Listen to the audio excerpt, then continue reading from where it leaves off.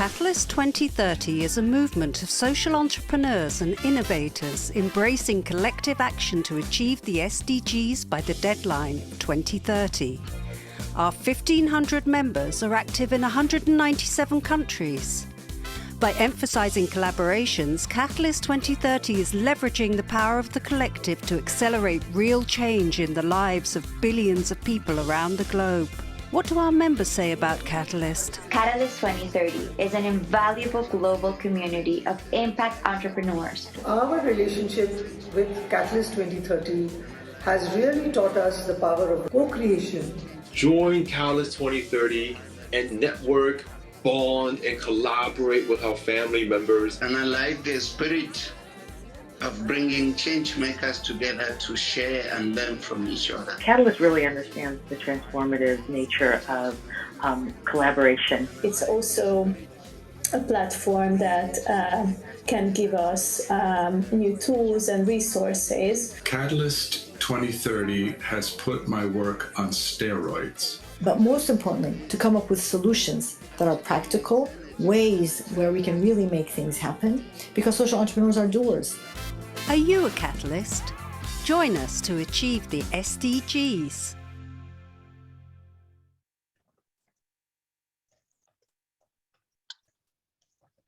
Welcome, everybody, to this conversation today on a critical component of the SDGs.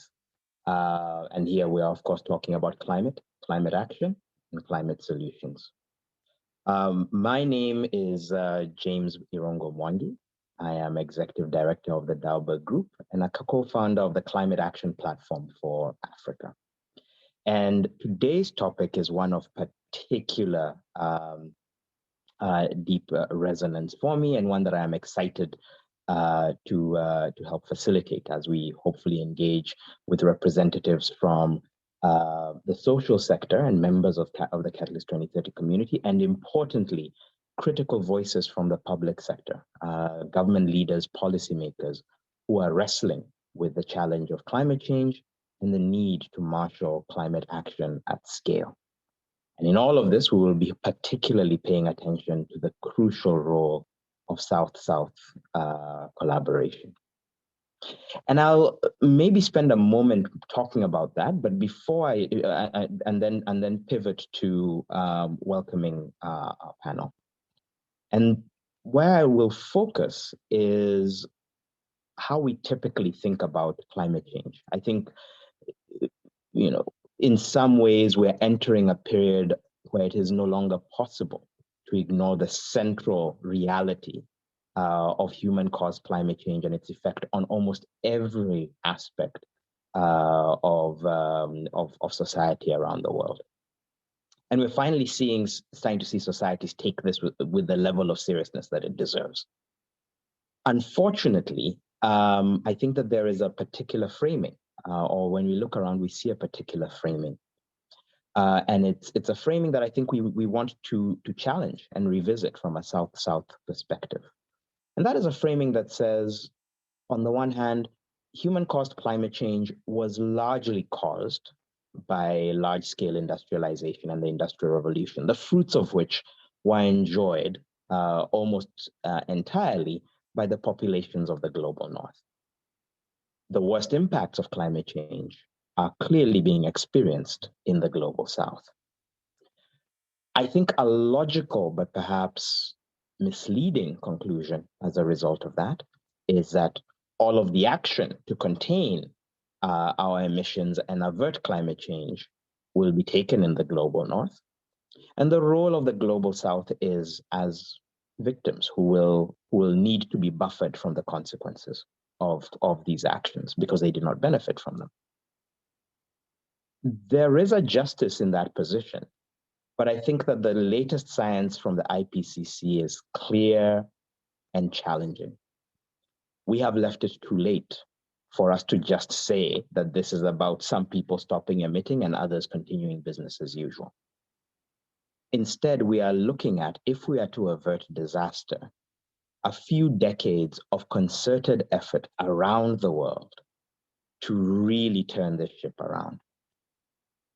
That is both a challenging message in that we're not doing enough anywhere, but also a message of opportunity, because it means inventing entirely new ways to produce, to consume, to live on this planet in harmony with its planetary bounds.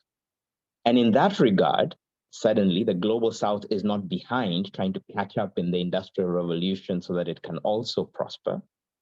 It is actually ahead in living in harmony with planetary bounds, or closer to harmony with planetary bounds. And as we discover new technologies or deploy new methods for both limiting our emissions and undoing the emissions we've had, as well as dealing with the loss and damage of climate change and adapting and building resilience, the global south can actually play a leading role. And it is that leading role that I'm hoping we can discuss. How do we have a truly global conversation about the planet we want to create, and not one that says the haves make all the big decisions and the have-nots maybe get a little bit of support dealing with some of the impacts on their lives. For that conversation, we have a truly fantastic group of discussants joining us. Some of them will be joining us already in progress, and will be in conversation with some of our Catalyst 2030 members as well.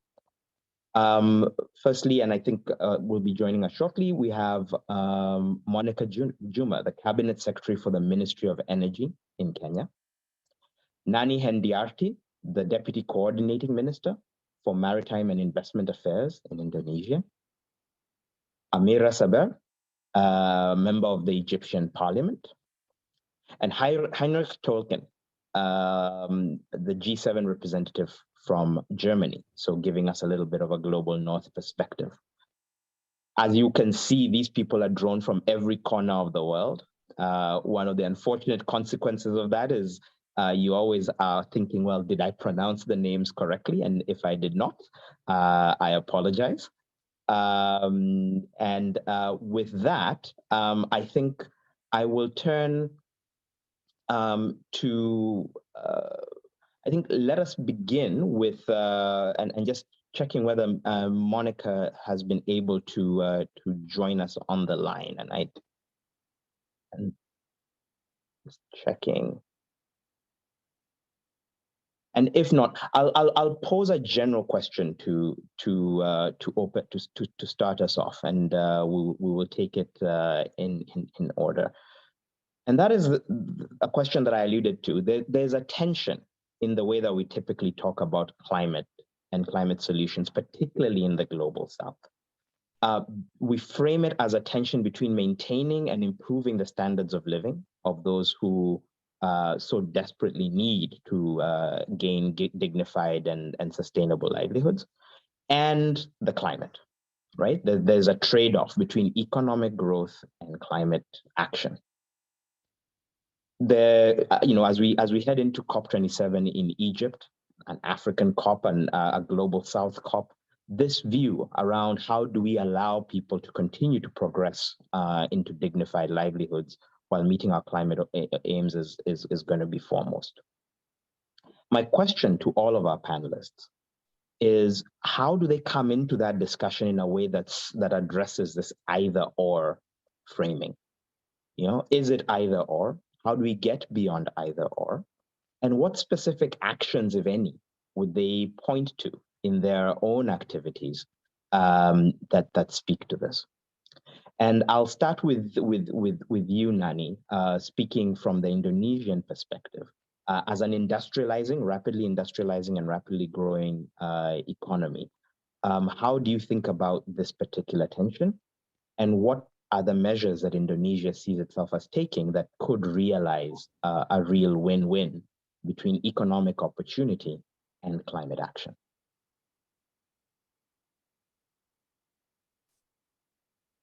Yeah, thank you very much. So first of all, I think Excellencies, distinguished guests, ladies and gentlemen, very good afternoon, evening, or maybe morning to everyone here. Thank you for inviting me to speak in this panel discussion. And I think I'm delighted to be here and then to give this opportunity to share to you about the climate issue related to the economic end. So, and I think first, as we all know, that the impact of the climate change are already with us. So, and will affect us more severely than the previous thought. So the human health and livelihood are being destroyed also. And so also the ecosystem are being damaged. And however, I think with the decisive of the immediately response, combining transformational adaptation with rapid mitigation lead country plans, we can create the climate resilient society with the benefit for the all. So then in regard of the what Indonesia has been done in the context of climate change, especially for how to fulfill our low carbon development. So the government of Indonesia have been developing a regulatory framework. So I think first Indonesia has submitted the updated NDC as a part of the Indonesian commitment to reduce the greenhouse gas emission. So then this is 29% unconditionally. That means about 834 million tons of the carbon reductions. And also we prepare also for the conditionally. And also for the we also have adopted the long-term strategy for the low carbon and climate resilience Indonesia. So I think the roadmap of achieving of the target net zero emission in 2060 or sooner. And in this, we would like to share also that we are concerned on the adaptation. And we already put it in our NDC. So in the context of how to see the climate aiming to achieve economic as well, social and livelihood resilience. So we have some programs to strengthen the coastal resilience, such as this is for an example, implementation of the ecosystem-based approach in the coastal zone development, and also integrated management of the mangrove ecosystem. So I think we have a big program on the mangrove, where we know the mangrove can support us in the context of mitigation and also adaptation. And in the specific adaptation, we links focusing also to the community welfare, where economically we can see the mangrove provide livelihood opportunity for the coastal community through the fisheries and ecotourism. So this program can make it the coastal communities increase their revenue. I think beside that also we see the mangrove can be used also as a blue carbon ecosystem. So this is very important also that currently we are developing the blue carbon readiness according to international recognized standard. So we have a carbon pricing regulation. Then we like also to use this opportunity to to prescribe the mitigation and adaptation action in the two methods and tackle climate change to achieve the NDC. And also in terms of the carbon pricing, we have also three mechanisms. One of the mechanism is about the carbon tax that we also would like to be able to encourage the behavior of the economic activities, especially the private sector, to internalize their economic activity in the form of the carbon emission in the calculation of the investments. So I think we will continue to focus how to implement the regulation to facilitate investment that drive Indonesia economic transformations. And also I would like to reiterate that we cannot escape from the climate change, but therefore then together we need to adapt and recognize opportunity from the every challenges. Thank you. Thank you so much. The breadth of that and the implications across an industrializing society with deep nature-based reserves, as well as a whole range of challenges already hitting the population from climate change is really powerful. Amira, as Egypt prepares to host COP27, how do you look at this same question? And what actions or opportunities do you see for Egypt in this context? Good afternoon, everyone. I'm very happy to share with you this panel, which I see is very important. Actually, I am very glad also to mention that there is a close coordination now between the Egyptian parliamentarians and the British parliamentarian group, who has been in charge of the last COP in terms of the Interparliamentary Union and how it goes in the legislative side. Also quickly to mention something related, I have recently introduced a bill to the Egyptian parliament, which is the first bill regarding food waste. And this has definitely a direct effect with the issue of climate change.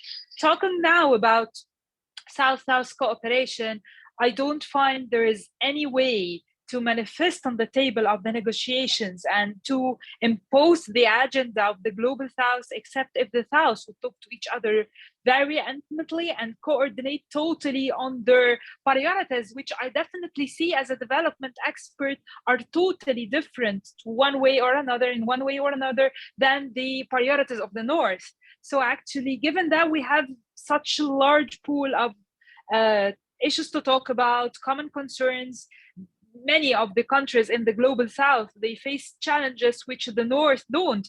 And historically, actually, many of the countries in the North has been responsible for most of the emissions. So actually, and accordingly, the South should talk about itself and its priorities. And at the next COP, I think, would solidify the issue of financing, basically, because it's one of the biggest challenges we're seeing right now, that COP after COP, year after year, pledges are being made, but who commit to the achievement of these pledges, and who commit to the commitments of the finance and of the technology transfer, which I see are really crucial to move forward the dialogue about climate change. Now we are suffering, as you know, Egypt has Alexandria, a city, the Alexandria city, and Alexandria city is completely endangered to get sunken water due to climate change, given also to many other challenges which we share at the global South in common,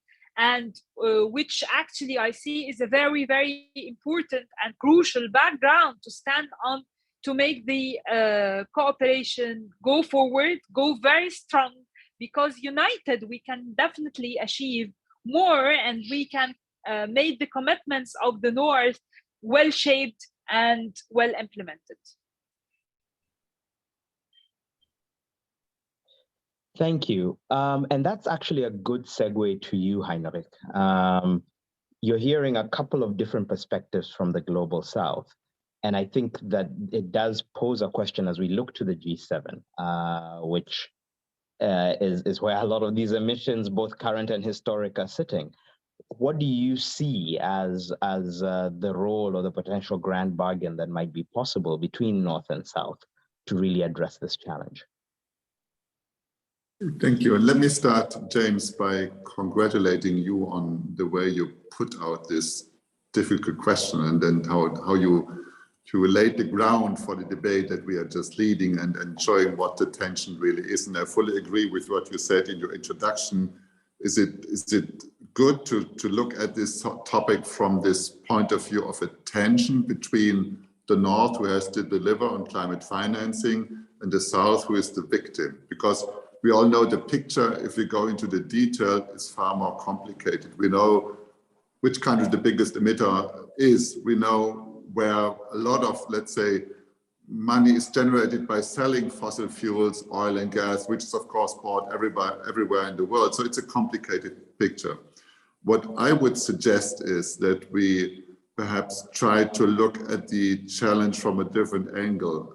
Many things that we did in the past, exploiting cheap fossil fuels, coal, oil and gas, were wrong. We know this today. 100 years ago, I think people were just not aware of this. This is no excuse. But the question that we have to ask ourselves is, can we allow ourselves to repeat that mistake that was made? And you said in your introduction, James, no, we cannot do this because we are running out of time. And we have to see global emissions peaking before 2030 and to see reductions taking place very quickly. So we need to go beyond that. And I do agree, the COP conferences are very complex endeavors on finding solutions to many problems that are put on the same table, but we will not get to acceptable results if we maintain in these trenches of financing, mitigation, adaptation. Everything needs to be financed and delivered by all sides. We must be more in the boat of those saying, what is Agenda 2030 about? It's about the future we want. And if you recall, this was the title of the document that we gave ourselves. So the future we want should be a future that is in line with the borders, the limits of sustainability, that offers justice and equal participation to all of us, and allows us to develop economically, have good social standards, and so forth. And we should perhaps ask ourselves, what does it take us to get there? And it's certainly not okay to say, I want to have the right to go through my own fossil phase as a country because I feel it's cheap and this is the best for my economic development. If you install new power generation today, the cheapest way to do so is by applying renewable energy, solar or wind energy, much cheaper than any form of energy that you can put up today. So to look at it from this angle perhaps would help us. I see a lot of irrational fixation on fossil fuels, also in my own country. I mean, a couple of people still working in the mining sector, coal mining, lignite mining, and there's a kind of obsessional fixation on this fossil industry being a good employer. The jobs that were offered in that sector, and I talked to a friend of mine whose father was a miner in the 60s and 70s, these are terrible jobs. People work under, let's say, without access to daylight. They get sick with all the dust and they die early, but there was some kind of irrational fixation on the jobs in fossil industry. I think there's much less natural trend to say, hey, I'm so happy I work in the renewable industry. But this is the new technology that we should look at and go beyond the fossil fuel age. Open questions on climate finance. I don't deny it, Emira, you're absolutely right. We have to face that. We have to look at adaptation. We have to look at loss and damage. We have to look at many open issues at COP27 in Egypt, and of course also in the following year, the United Arab Emirates. We in the G7 are trying to put together the best consensus we can achieve. We will have the foreign ministers meetings on this weekend in Berlin. And of course, climate is one of the key items on the agenda. We'll have the economics and climate ministers meeting only 10 days afterwards. We'll have the leaders meetings end of June. Then we can see what we can deliver. We would love to get more ambitious when it comes to climate finance. We know we have to deliver on the 100 billion promise as soon as possible. We already delayed, we know this. But of course, we still want the discussion to continue. We still want us to become more ambitious on all levels. So this is how we see it. Climate justice, the big open question, we need to look at it. We need to find good solutions. And we must not allow, let's say, to make energy too expensive so that people cannot participate in the economy. This is absolutely no-go.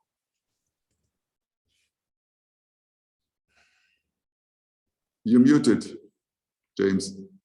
Sorry. Thank you, Heinrich. Typical rookie Zoom mistake. Thank you for catching me in it. Thank you for that comment. And I know that Cabinet Secretary Juma is working to join us. She is otherwise tied up. But I know if she had been here, part of what her remarks would have tied to is just how big a role the cost of financing plays in the cost of renewable energy. Much of the global South, yes, has renewable energy as its cheapest source, but it could be many times cheaper if the average energy developer in Kenya had access to the same kind of terms for financing that the average energy developer in Germany does. And I think there's a question there for us to solve, which is the actual physics of the answer here. Every solar panel we deploy close to the equator is way more valuable than almost anywhere else we could put it in the world. If we were to take this seriously, what might it mean for not the 100 billion, but the trillions of dollars that are going to flow into renewable energy investments, and where should those renewable energy investments happen? But with that, I think you will stay in the hot seat for just one more moment, because I want to invite Shiv Kumar, a member of the Catalyst 2030 community, to pose a question to you, but first also introduce himself and his work very briefly. Thank you, James. Hello, everyone. My work in India and also globally has been around being a social entrepreneur who's finding solutions, not waiting for governments or the private sector to find one. And our recent venture is the Green Health Alliance, which works in the intersection of climate change, health, and food.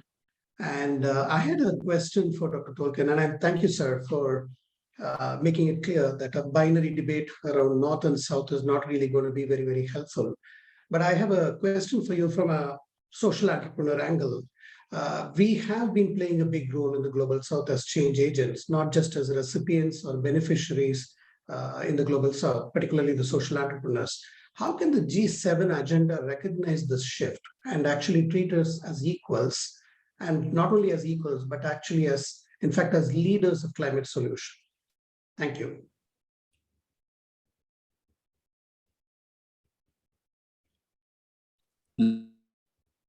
Dr. Tolkien, you have been mute. You want me to answer, James? Look to the moderator. Yes, the question was to you, Henrik. Yeah, actually, that's a difficult question. I can't give you a good answer. I mean, the G7, is a meeting of the leaders of 7 countries, and it's a political debate mainly, of course, which has outreach to other fields of life as well. I'm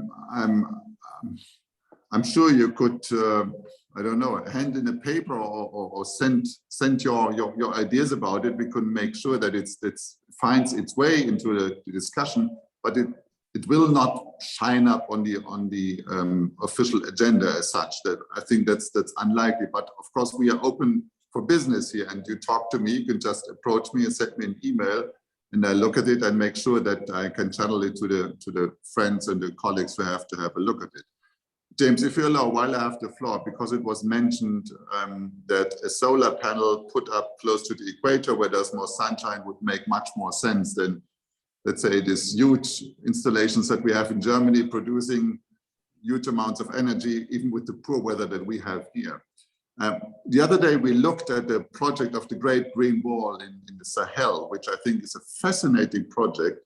And we thought, why can't we just add a great solar wall to the Great Green Wall?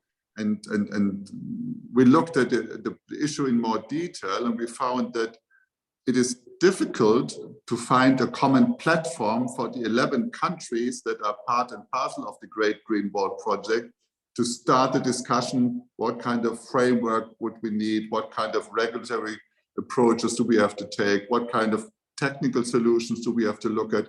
But of course, we need to overcome these legal, administrative, procedural obstacles. We need to have, let's say, more unity also in finding good regional approaches. I think there's no question there would be willing investors. There's a huge market. You could use the energy for umpteen purposes in the region. The conditions are ideal, but the political conditions are difficult. And this is a task we cannot solve. I think it's a task that the Sahel countries, the African countries must solve for themselves, to be open for business and to have also these kind of cross-border solutions that we need for the huge renewable projects. Thank you. Thank you very much. And a longer conversation called for there indeed. But I will now turn to another member of the Catalyst 2030 community with a question for Amira, and that's you, Helmi Abulesh, and I hope I've said your name correctly. But please introduce yourself and your work and pose your question. Thank you very much, James, and you pronounced it very well.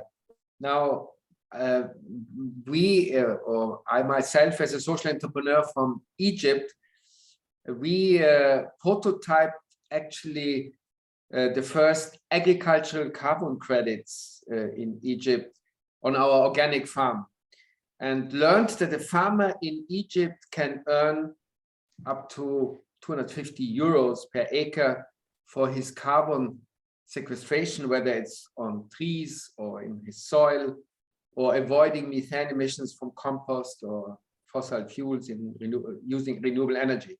And this is more than what he can earn from any crop he can cultivate in Egypt. And so we are now working with nearly 2,000 smallholding farmers all over Egypt to promote them this concept and give them the same opportunity, sequestering nearly 50,000 tons of carbon, but also providing them with 20 million Egyptian pounds.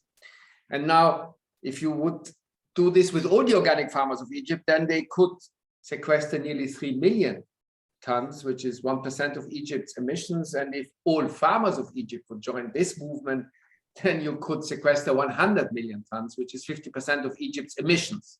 And my question to Amira is, will Egypt's government lobby for such an agricultural carbon credit opportunity for farmers, honoring their services for ecosystems at COP27? And at the same time, because I know this will take some time, will the Egyptian government then also support this transition to more sustainable farming, and at the same time providing better livelihoods for their farmers in the next years to come? Yeah, thank you so much, Mr. Helmi, for your very important question. On another note, I want to actually thank you and thank SECAM for the prototype which they have introduced, which I see is very, very important and is leading the example on that, not only in Egypt actually, but in the region. Regarding your question from the government side, actually, I'm not on the government side, you know, as a parliamentarian, I would ask the government and ask them sharply to do that. I have some parliamentary tools which I can definitely use, and actually thanks to this important session, I have been enlightened, and it opened the doors for me to ask about this very important carbon credit introduction. I have heard actually, and there has been declarations from the Ministry of Environment and the Ministry of Foreign Affairs that there has been a bundle of incentivizing decisions and actions and even ministerial movements toward this, but there hasn't been like any clear declaration or step regarding carbon credit markets, despite I see that the agricultural sector, which is responsible for almost 15% of the carbon emissions, is one of the most vital sectors to incentivize regarding the usage of carbon credits, and how this could really downsize our emissions directly. So it's our role as parliamentarians to ask it and to keep monitoring their actions in this regards, which I think I will take the lead in, because now I feel time is running. We are heading so fast towards COP27, and every single effort in that should be really performed hard. Also, having such entrepreneurial experiences and having entrepreneurs who have really studied, released papers, done the prototype on ground, will enable us to have like more concrete and solid policy recommendations in that regard. So thank you. Also, I encourage whoever is hearing us now with similar experiences or prototypes in other South countries which have the same developmental challenges as Egypt to share with us their experiences as well. It's always good to hear from like the international experiences. Thank you.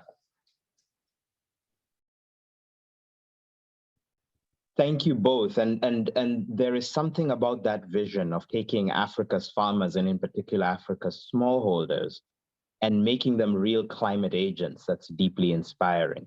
It also points a direction for other social entrepreneurs on this call that says, sometimes climate action is not a thing that you need to build your institution necessarily around. You could be working with farmers, you could be working with urban communities, you could be working with women and girls, and tap climate financing by thinking about how is it that that particular community you're working with can have a positive climate impact.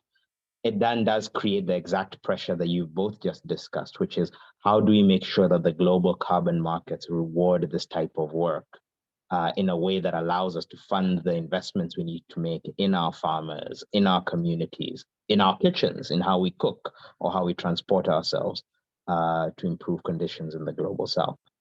With that, the name challenge gets harder still. I will turn to you, Tommy Jiptajaja.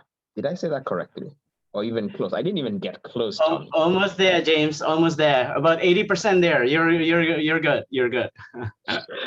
Fantastic. And I will let you pose a question to Nani from your perspective. Sure. Thank you very much. And thank you, Bunani, for joining us.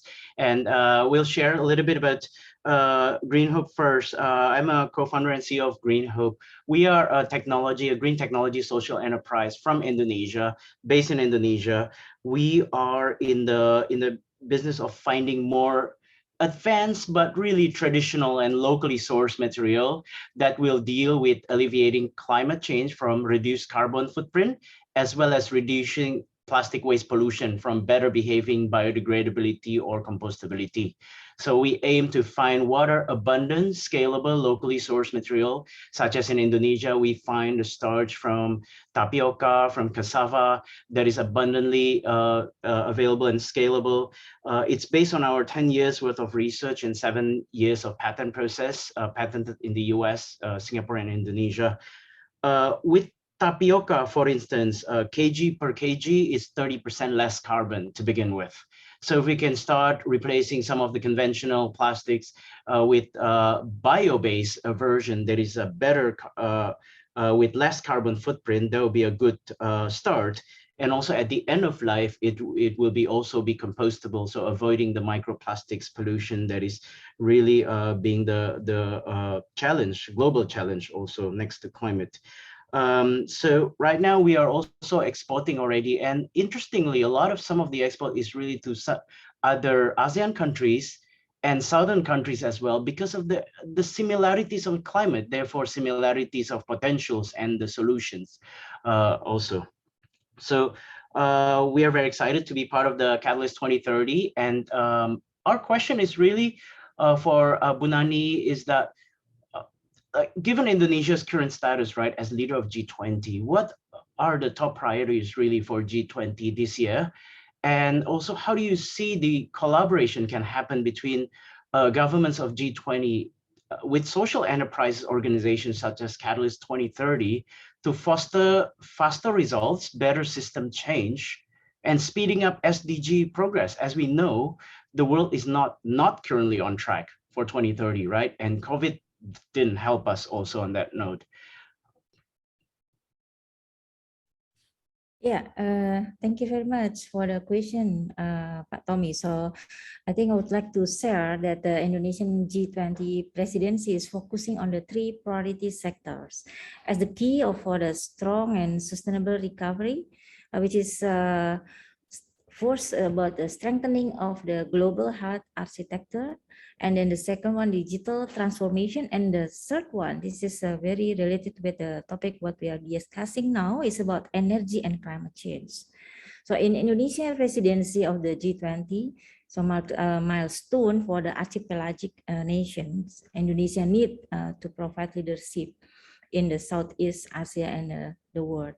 So Indonesia's capacity to represent the voices of the developing nations and also emerging economic outside of the G20 will be particular interest throughout its presidential term. So the G20 is considered to be strengthening in the economic sector, such as the true trade, investment, employment, agriculture, health, education, and also, of course, human capital and sustainable development goals. So if you see the G20 remain a critical forum on the environment and climate issues, Indonesia also plays the role in the climate change issue. Is taking its impact, but also being able to provide. Hopefully, this is part of the solution on the global carbon absorption. So since we recognize this is very urgent to meet the goal of the limiting global temperature rise to 1.5 degrees. So in also for all countries that we already heard from the previous that we need to strengthen as necessary NDC aligned with the Paris Agreement temperature goal for specifically to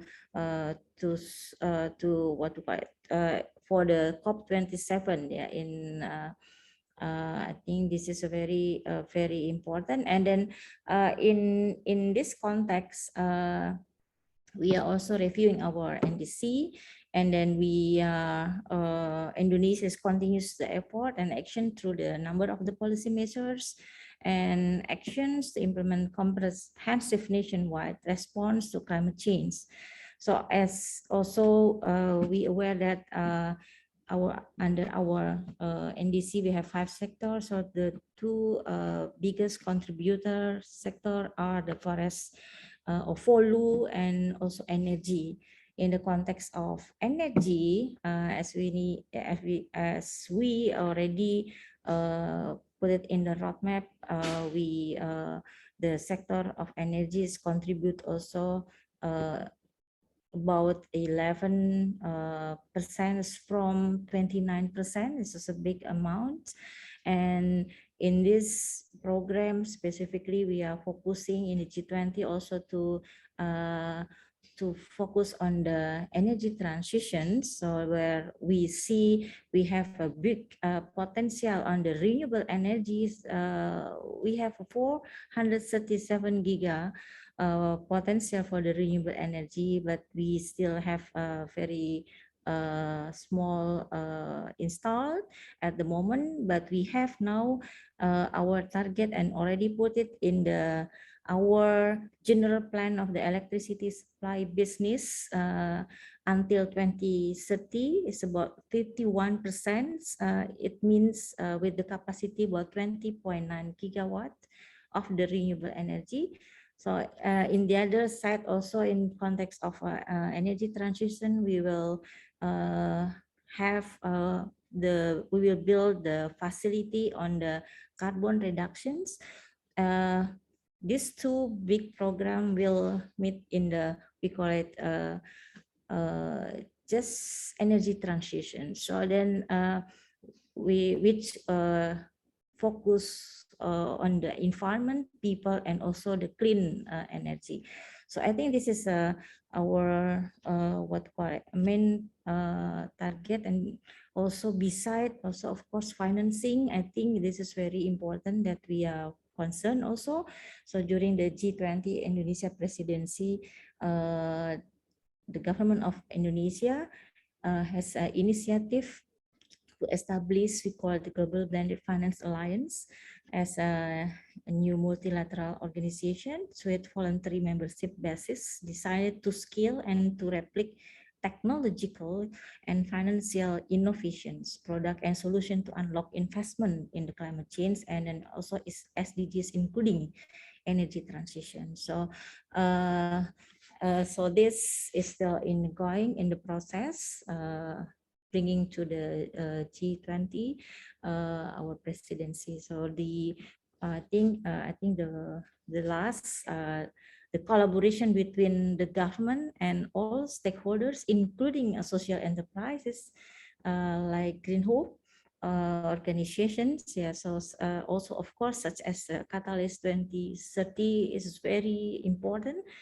So therefore, I think we invite also Catalyst 2030 and other social enterprises to join the all action in the climate resilience, and also to make it better contribution to the world. And social enterprise organization offer also innovation and technology, I think that can both deliver and increase Indonesians' climate commitment to achieve also the SDGs goal. So I believe by working together, we can fulfill our target and reach net zero emissions and net zero carbon by 2060 or sooner. So I think this is what we can share, Pak Tommy. Thank you. So thank you so much for that. It's amazing how often in these conversations you hear from the global south what you've just described, huge amounts of untapped renewable energy potential that's available, as well as the ability to deploy that in a range of ways. And I think it's something for us to take away is on the big picture side, there is an agenda we could all get behind that creates jobs, that creates dignified livelihoods, and is about moving from saying, well, we're energy poor with a lot of renewable energy potential, to saying actually with a major invest, because the labor is available, the natural resources are available, we just need the political will to bring those hundreds of gigawatts on stream. I think the other thing that comes out of the conversation so far is the role that social enterprises could play, but also the fact that for a social entrepreneur to play a role, we need to find a revenue model, an angle, a mechanism through which it makes sense for them to build enterprises that scale in climate. And perhaps what I wanted to do is turn back to each of you in turn and maybe turn the microphone in the other direction and seek either your advice or your question to the Catalyst 2030 community on how this, this notion of a South-South agenda around climate change can work. And Amira, I'll start with you because I know that you do have a hard stop in terms of, as you look at this community of actors who are really connected to communities on the ground, are engaged in innovation, some of them are already transacting in carbon or thinking about it. What is your advice to them on how they engage with either the legislative process or the public sector in a way that can allow them to have an impact on climate and to tap the potential of climate to help them achieve their goals?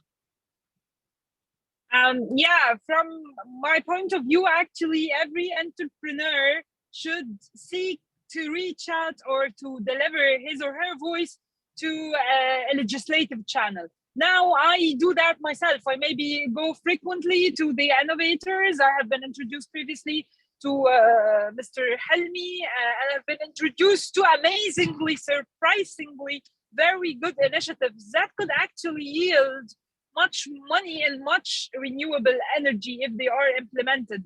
Recently in Egypt, there has been some decisions and actually discussions running either inside the parliament or decisions from the government regarding the entrepreneurial sector and how to make everything like easier and much more convenient in terms of finance availability, in terms of making the instructions and the process much easier, much faster. So actually, it's a golden opportunity for Egypt and for Africa and for the global South to head on the and actually focus strongly on how the entrepreneurs could lead this change-making process toward this raising the awareness and making the policymakers, the legislators, the parliamentary members, and the members of the government aware that these policies actually could mobilize millions of dollars toward this a better world, a much renewable green economy, which we always, by the end of the day, seek and need to have. Thank you. Heinrich, I'll come to you because there's a very natural segue there. These high integrity, transparent carbon markets could make a huge difference for social entrepreneurs and communities around the world. How is it that the Global South's voice on this can be heard in venues such as the G7, where sometimes I think the conversation might get bogged down in that very difficult $100 billion climate finance conversation? And yet there may be other opportunities for saying, even at $40 or $50 a ton, or even less than that, so much could be done in some of these countries if the financing or if the payment, not really financing, were able to flow in a transparent and accountable way. Is there a role for this community in that conversation and in making that point? Sure, absolutely, James. And you know that also a number of countries from the Global South are invited to the Leaders Summit in June this year. So it's a very physical, concrete conversation that is taking place. As it comes to a global carbon market, I mean, we would love to see such a carbon market being established, an emission trading scheme at best that would allow us to trade globally these certificates, and globally to say, well, I can actually make money by saving emissions that others desperately apparently want to do. So there's a lot of possibilities for these conversations, and we look forward to the COP conferences where these conversations will also be pursued. But let me also make one other point. Recently, I made a dry comment in a LinkedIn debate about new findings of fossil fuels. I don't know if it was gas or oil in an African country. I think it was offshore. And I only wrote one sentence: I'd rather see more investment in renewable energies in Africa.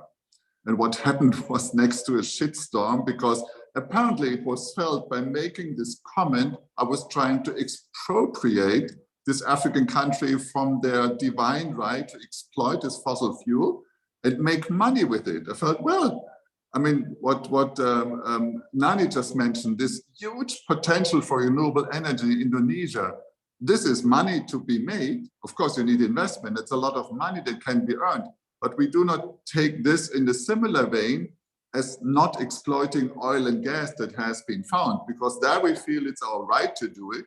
When it comes to renewable, we say, well, it's complicated, but perhaps we could do it. Also, we need some kind of mental shift here that allows us to understand potential in renewables not being realized is money not being made, and potential in fossil fuels that's realized is pollution being made and adding to the global climate problem that we have. We need to make this mentally clear. Thank you. Absolutely. Nani, a comment to the social entrepreneur community from your perspective on these same questions. Any last word on that as we turn to the last few minutes?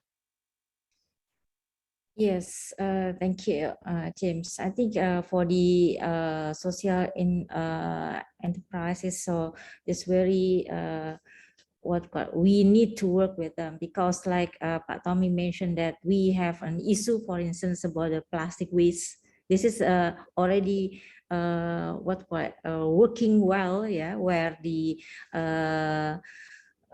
social enterprises help the government for the implementation stages. So because I think they can support us in terms of the awareness and also technology, innovations, as well as the accelerations. So this is the things that we, therefore I think Indonesia had a commitment to reduce 70% of the plastic waste from the ocean. So we are working hardly with all the support from the different stakeholders as well, from the social enterprises, very key contribution. Then we can reach or achieve our target now 29% within 3 years. So then I think this is a good example. And then we hope also with the climate action for the other sector, because waste is one sector from the five sectors that we put it as a target. So we hope really that working with the social enterprises will help in terms of the acceleration. So yeah, this is my comment. Thank you. This session is meant to also launch the South by South Green Development Alliance of social entrepreneurs. And I think if anything that this conversation has already shown is the huge opportunities for learning among actors working in the Global South, among social entrepreneurs, and between social entrepreneurs and government as we shape the agenda around climate. So firstly, announcing that, and really thrilled to see this come together as an agenda. And perhaps no more fitting way to conclude this conversation, having had these very gracious and thoughtful inputs from Nani, from Amira, from Heinrich, is to turn back to our social entrepreneurs and ask each of you for a final reflection on where you see the future, or what energizes you about both this conversation and this new alliance that is taking shape coming out of it. And Shiv, we will start with you. Thank you, James. I think when you look at unlocking value, particularly for planetary health and social change, I think social entrepreneurs have naturally been the forefront of that. Right? I do think there's no question there. But I think what is exciting about the challenge we have currently in terms of unlocking planetary value in the climate change era is because of the pressure that we were all in the global south in terms of the impact of climate change. I think we've also been very innovative, right? There are lots of solutions which we already saw in this group. Helmi, your work on agriculture, Tommy, your work with Green Hope, all of them are hope, right? But I think, firstly, we need to collaborate among ourselves in terms of what can be done in Indonesia, why can't it be done in India, or other way around, right? So I think a South-South platform is very important for us to learn from each other and, not just use it as a platform to exchange, but also to do big work together, because we can't be doing micro projects anymore, right? And secondly, I think Dr. Tolkien's point about, G7 is already looking at social entrepreneurship, right? But I think this binary argument that what government can do versus what the private sector can do, I think what the social entrepreneurs can do in this arena of reverse markets, I think is significant. And that's what gives me a lot of hope that a lot can be done, not just in terms of partnership between social entrepreneurs of South and South, but also the South and North. Fantastic. Helmi? Yeah, I'm really looking forward to cooperate with farmers from the global south, whether it's in our region, in Africa, and any other continent. I think we all face the same challenges which are very existential in regard to our livelihoods. And at the same time, I think we are part of the solution of many of the big challenges of the century. We can do something to contribute to stop the effects of climate change, to mitigate climate change. We have to adapt to climate change. Doing this by more sustainable agricultural methods is fantastic, when at the same time improving our livelihoods and helping us to get our families and rural development started in our countries. So I'm optimistic that by cooperating between ourselves in the global south, we can state an example for what can be done from social entrepreneurship, from the civil society. And I hope we find alliance partners in the global south, from governments, from parliamentarians, to support this. But I think that there is a huge opportunity. The system change is going to happen anyway, and we should do our best to spearhead this. Fantastic. And Tommy, you will have the absolute last word. James, thanks. I mean, I look at my personal experience reflection, right? Before Green Hope, I was a management consultant. We help our clients with their business targets and goals. We work only on private sectors. We just come to the government occasionally to ask for permits and stuff. We rarely work with NGOs, rarely hear them and everything. But then right now, everything is totally different, right? It's environmental degradation and climate, it's systemic problem that is too big for any entities alone. So that just requires a different mindset to start with. I have to work very well. I have to be an honest advocate and partner for the government. I have to work with some NGOs. I have to be able to provide commercial discipline so that the business and mission can scale, but at the same time doesn't undergo mission drift. That's a lot of skill sets. New skill set needs to be stretched, as social entrepreneur. But then we don't stop there, because once we work well with our own Indonesian government, then we realize, there are more commonalities with our neighbors too. Same climate, same buying power, same complex infrastructure or challenging infrastructure and so forth. So that then there's a lot of replication that is possible, really, and that we can speed up stuff. I can learn from social entrepreneurs from India and from others and bring it to Indonesia and stuff. But I think the question reflection for all of us, there's no other way, James. I think that's the point. There's no other way. It's systemic failure that we're facing. How can how can a government alone can fix this? How can a nation alone can fix this? I think COVID situation clearly show it. Can we have, we need to face COVID together. One country suffers, it will transmit back to the other countries who already recovered, right? There's no other option. That's how my reflection, I think. I came to that conclusion. If we're sincere, wanting to solve this issue, this is the only way to collaborate together. Yeah. Thank you very much, Tommy. Really almost nothing to add other than to thank all of the social entrepreneurs and very much so all of our guest speakers from the government community. This has been a really energizing conversation on what can often be a depressing or contentious topic. And hopefully it opens a few avenues of further exploration, areas where we can progress.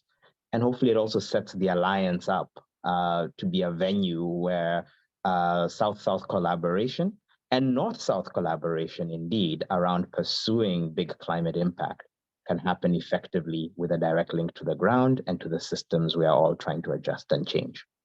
Thank you all for your time and attention, and I think we will declare the session at an end. Thank you. Thank you. Thank you. Thank you very much. Thank Goodbye. you. Thanks for a great session.